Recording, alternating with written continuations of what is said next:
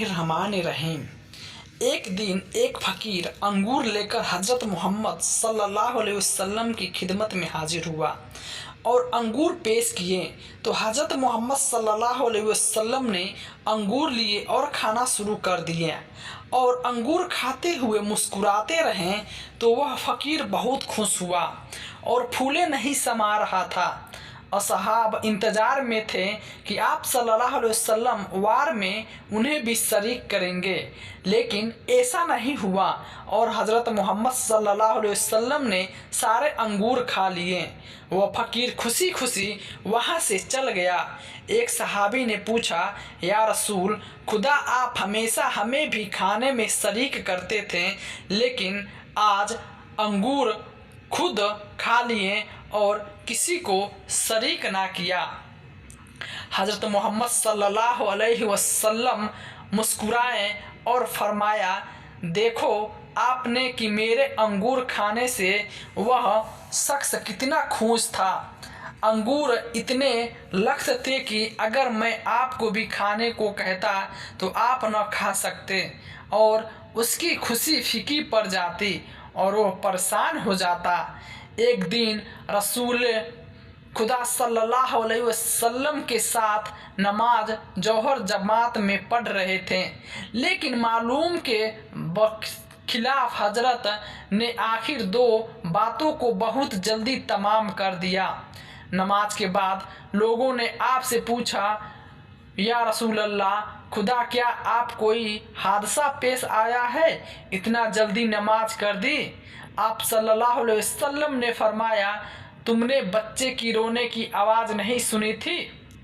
हज़रत मोहम्मद सल्लल्लाहु अलैहि वसल्लम का इरशाद गरामी है, तुम्हारी औरतों में सबसे बेहतर वो है जिसकी औलाद ज़्यादा पैदा होती है, अपने शौहर की खैरावत हो और साहिबे हो, अपने अजाब में इज्जत रखती हो, अपने शौहर के लिए बनाव सिंगार करे और उसे खुश अखलाकी से पेश आए, गैरों से शर्म करती हो और अपनी पाक दामनी का ख्याल करे, शौहर का कहना सुने और उसके हुक्म को माने, और जब शौहर उससे अपना हक तलब करे तो वह कोई एतराज़ ना करे।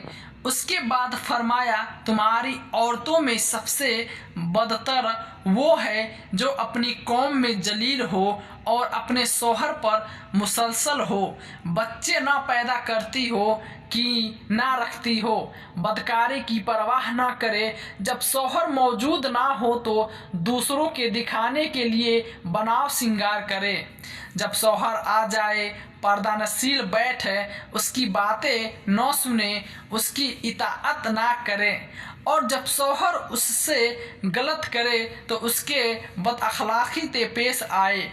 एक शख्स हज़रत मोहम्मद सल्लल्लाहु अलैहि वसल्लम की खिदमत में हाजिर हुआ और अर्ज की, मेरी रोज़ा इस किस्म की है कि जब मैं घर आता हूँ तो मेरा इस्तकबाल करती है और जब बाहर निकलता हूँ तो दरवाजे तक पहुँचती है, जब मुझे गमगीन देखती है तो दयाप्त करती है कि क्या फ़िक्र है, और कहती है कि अगर फ़िक्र है तो खुदा तुम्हारी और तुम्हारे बंदों की रोज़ी का वकील है, और अगर आखिरत की फ़िक्र है तो खुदा उस फ़िक्र को और ज़्यादा करे। रसूल खुदा सल्लल्लाहु अलैहि वसल्लम ने फरमाया, ये औरत इंतहाई खुशनसीब औरतों में से है, जितना अजार किसी शहीद को मिल सकता है उससे से न उसे मिलेगा। कुरान मजीद और हदीस मुबारक में जगह जगह इसके हलाल कमाने और अल्लाह ताला के फल को तलाश करने की तरकीब दी गई है, जैसे कि इरशाद बारी है, जब नमाज में फारिग हो जाओ तो ज़मीन में फैल जाओ और अल्लाह ताला के फजल को तलाश करो। मेहनत मजदूरी करना, हाथ से कमा कर खाना, कोई जरिया अख्तियार करना, किसी हुनर फन कारगिरी और सेहत व हैरत का जरिया समान के लिए बतौर पेश इख्तियार करना, कोई चीज़ इत्यादि अंबिया, सहाबा और साहेली के हौसले के लिए कई पेशे को इख्तियार फरमाया है। एक मर्तबा जब हज़रत मोहम्मद सल्लल्लाहु अलैहि वसल्लम जंग से वापस लौट रहे थे तो साद अंसारी आपके इस्तकबाल के लिए गए। नबी करीम सल्लल्लाहु अलैहि वसल्लम ने उनके साथ इंसाफ किया और जब अपना काम हाथ उनके हाथ में दिया, तुम्हारे हाथ इतने खुरदरे क्यों हैं? कहा, या रसूल खुदा, मैं कुल्हाड़ी और बेलचे से काम करता हूँ और अपने घर वालों के लिए रोजी मुहैया करता हूँ। हज़रत मोहम्मद सल्लल्लाहु अलैहि वसल्लम ने साद के हाथ का बोसा लिया और फरमाया, ये वो हाथ हैं जिस तक आसत जहन्नम की असरात नहीं पहुँचेगी। जब रसूल खुदा को मेराज पे बुलाया गया, जब मेराज आपकी आमद से अर्थ इलाही मनोवर हुआ तो एक फरिश्ते ने आगे बढ़कर आपकी आमद मुझे इतनी शुक्रगवार लगी है कि आपकी उम्मत को एक हदिया देना चाहता हूँ। आपको जियारत के बदले में रसूल खुदा सल्लल्लाहु अलैहि वसल्लम ने फरमाया, कुल मिलाकर मेरी उम्मत को क्या हदिया देना चाहता है? तो उस फरिश्ते ने आरजू की कि या रसूल खुदा, मैं 20,000 साल खुदा की इबादत की है, उसमें से 5,000 साल हलाल की आग से गुजरने ते हैं, 5,000 साल हालात से गुजरे हैं, 5,000 साल हालते सजदे में गुजारे हैं और 5,000 साल में गुजरे हैं। मेरा दिल कर रहा है जो मैंने 20,000 साल इबादत की है इनको हदिया करूं। आपकी उम्मत को जब रसूल खुदा सल्लल्लाहु अलैहि वसल्लम ने ये सुना तो थोड़ा सा तकब्बुर पैदा हुआ। जब उसमें तकब्बुर पैदा हुआ तो रसूल खुदा उससे मुखाफित होकर फरमाते हैं कि मक्कार, बेशक तेरी यह इबादत बहुत ज़्यादा है, लेकिन याद रखो मेरी उम्मत एक काम करेगी, तुम्हारे इस 20,000 साल की इबादत से अफजल है। फरिश्ता बड़ा ताज्जुब करके कहता है, वो कौन सा अमल है?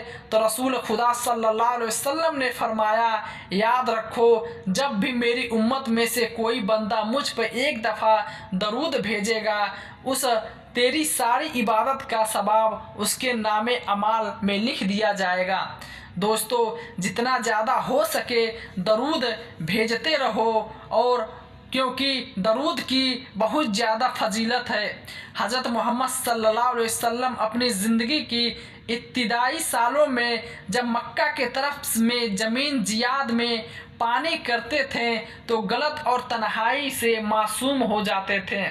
सहाराओं में सन्नाटों और घंटों महीने तवाफ़ों को रहने के बावजूद और ज़िंदगी के बारे में सोचते थे। आप अपने कौम व कबीले की दुनिया से हटकर एक दूसरी दुनिया में जीते थे। कभी भी उनके लहू व लाभ की मजलिसों में शरीक नहीं होते थे और उन प्रोग्रामों में जो भूतों की मुसीबतों से वाकिफ़ होते थे कभी हिस्सा नहीं लेते थे और उस कुर्बानी के गोश्त को चखते तक नहीं थे जिसे भूतों के लिए कुर्बानी किया जाता था। आपके तायर तवक्कुर की सैर तौहीद हक की फिजा में होती है और उसके सिवा की अलबी की नमी पे तमाम होती है। आप भूतों में मुक्त न रहते थे और फरमाते थे, किसी चीज़ से मैं इतनी दुश्मनी नहीं रखता जितने इन कुत्तों से मैं रखता हूँ। इसमें कोई इख्तिलाफ नहीं है, औरतों पे जिहाद फ़र्ज नहीं है क्योंकि अल्लाह ताला ने उनकी फितरत में कमज़ोरी और बनावट व साख में मर्दों से अलग रखा है। अल्लाह ने दीन में सबकी रियायत की है और एक हिकमत के तहत सबके लिए मुनासिब अहकामात व तालीमात दिए हैं। बस हमें अल्लाह की हिकमत का अंदाज़ा नहीं होगा, मगर हिकमत व बसीरत से अल्लाह का कोई फ़ैसला खाली नहीं है। हज़रत मोहम्मद सल्लल्लाहु अलैहि वसल्लम एक दिन जिहाद और मुजाहिदीन के सवाब के बारे में गुफ्तगू कर रहे थे। एक औरत ने खड़े होकर पूछा, या रसूल खुदा, क्या औरतों के लिए कोई यह कि झेलते हैं? रसूल खुदा सल्लल्लाहु अलैहि वसल्लम ने फरमाया, उस दिन से लेकर जब औरतें हमल होती हैं उस दिन तक, जब तक बच्चा दूध पीता रहता है, औरतों को खुदाबंद आलम मुजाहिदीन का सवाब इनायत करता है। और अगर उस दरमियान आपको मौत आ जाए तो उसका मकाम शहीद के मकाम जैसा है। एक और हदीस में होने वाले सल्लल्लाहु अलैहि वसल्लम ने फरमाया, औरतों पे ऐसा जिहाद है जिसमें लड़ाई नहीं है और वह हज और उम्रा है। एक दिन एक शख्स का जनाजा हजरत मोहम्मद सल्लल्लाहु अलैहि वसल्लम के हुजूर में लाया गया ताकि आप इस पे नमाज जनाजा अता करें। हजरत मोहम्मद सल्लल्लाहु अलैहि वसल्लम ने अपने सहाबा से फरमाया, तुम लोग इस पर नमाज पढ़ो, मैं नहीं पढ़ूंगा। साहब ने कहा, या रसूल अल्लाह, आपको नमाज जनाजा नहीं पढ़ाएंगे? फरमाया, इसलिए कि यह आदमी लोगों का रोजी है। अबू दादा ने आगे बढ़कर कहा, इसके कर्ज का जामीन हूँ। हजरत मोहम्मद सल्लल्लाहु अलैहि वसल्लम ने फरमाया, तुम इसका सारा कर्ज अदा करोगे? अबू दादा ने कहा, जी हाँ या रसूल खुदा, मैं इसका पूरा कर्ज अदा करूँगा। उसके बाद हजरत मोहम्मद सल्लल्लाहु अलैहि वसल्लम ने उस शख्स की मैयत पे नमाज जनाजा अता की। दादा का कहना है कि उस शख्स का कर्ज 17 या 18 दिरहम था।